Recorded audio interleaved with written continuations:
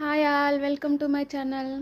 నేను లాస్ట్ వీడియోలో ఒక శారీ చూపించాను కదా, లెహంగా కన్వర్ట్ చేస్తానని చెప్పేసి. లెహంగా రెడీ అయిపోయిందండి.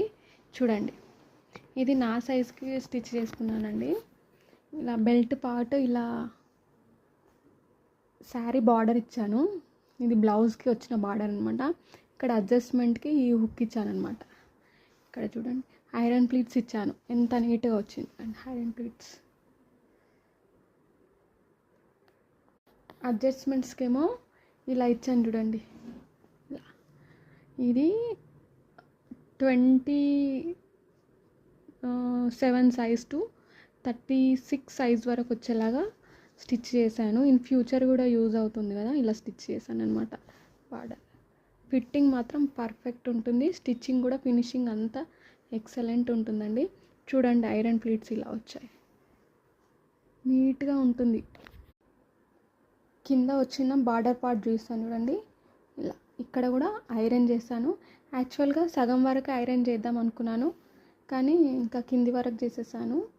సగం వరకు చేస్తే ఏమవుతుందంటే కొంచెం పైన పఫీగా, అంటే ఐరన్ ప్లీట్స్ వచ్చేసి కింద పఫీగా ఉంటుంది. నేను ఇక్కడ బార్డర్ స్టిఫ్గా ఉండడం కోసం ఇలా ఫాల్స్ ఇచ్చాను. 2 ఫాల్స్ పట్టాయి నాకు, ఫాల్స్ ఇచ్చాను. చాలా బాగా వచ్చింది ఫినిషింగ్ మాత్రం. నేను దీనిపైన బ్లౌజ్ కూడా స్టిచ్ చేస్తాను, చూపిస్తాను ఉండండి.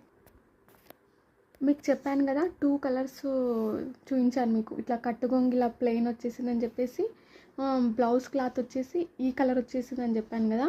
సో నేను lehenga and blouse okay colour తీసుకొని చున్నీ దుపట్టా బార్డర్ కలర్ ఇద్దాం అనుకున్నాను. సో నేను ఇది ప్లెయిన్ స్టిచ్ చేశాను. ఇదంతా లెహంగాలు ఇదంతా బూటీ వచ్చింది కదా, సో నేను దీన్ని ప్లెయిన్ స్టిచ్ చేశాను. దీనికి ఇక్కడ ఇప్పుడు వస్తుంది కదా, ఇలా బార్డర్ ఇట్లా ప్యాచ్ వచ్చేసి స్కాలప్ వచ్చేసి ఇద్దాం అనుకున్నాను, కానీ ఈ బ్లౌజ్ ప్లెయిన్ ఉంది కదా, ఇంకొక శారీకి కూడా పేరప్ చేసుకోవచ్చు అని చెప్పేసి ఇవ్వలేదన్నమాట.